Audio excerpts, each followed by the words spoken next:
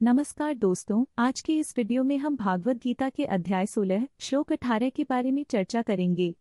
इस श्लोक में अहंकार, बल, दर्प, काम और क्रोध के विषय में महत्वपूर्ण शिक्षाएं दी गई हैं।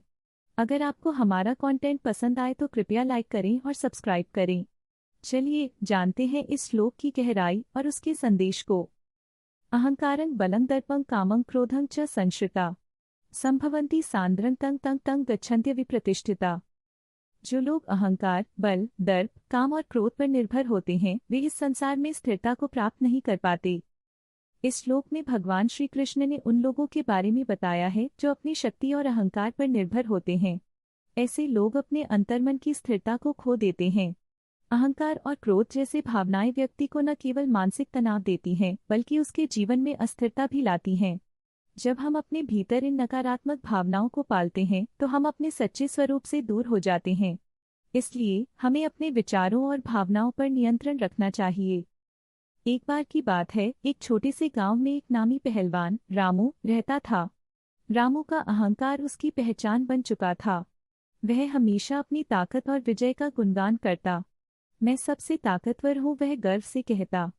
लेकिन उसके इस अहंकार ने उसे अकेला कर दिया। गांव के लोग उससे डरते थे पर कोई उसके पास दोस्ती के लिए नहीं आता। एक दिन गांव में एक कुश्ती प्रतियोगिता का आयोजन हुआ। रामू ने सोचा, मैं इस प्रतियोगिता को जीतकर सबको दिखा दूंगा कि मैं कितना बड़ा पहलवान हूँ। प्रतियोगिता में उसके सामने एक युवा और साधारण दिखने वाला पहलवान मोहन आया।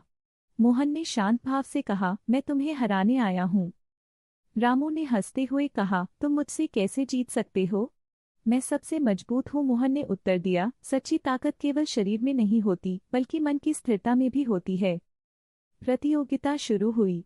रामू ने अपनी पूरी ताकत लगाई लेकिन मोहन ने अपने शांति और संतुलन से उसे हराने की कोशिश की। अंत में जब रामू ने अपने अहंकार को एक तरफ रखा और अपनी सच्ची ताकत को पहचानने की कोशिश की तब उसे समझ आया कि असली जीत अपने भीतर की लड़ाई को जीतने में है। प्रतियोगिता खत्म होने के बाद रामू ने मोहन से कहा, तुमने मुझे सिखाया कि ताकत केवल शारीरिक नहीं होती बल्कि मन का संतुलन भी जरूरी है। मैं तुमसे दोस्ती करना चाहता हूँ।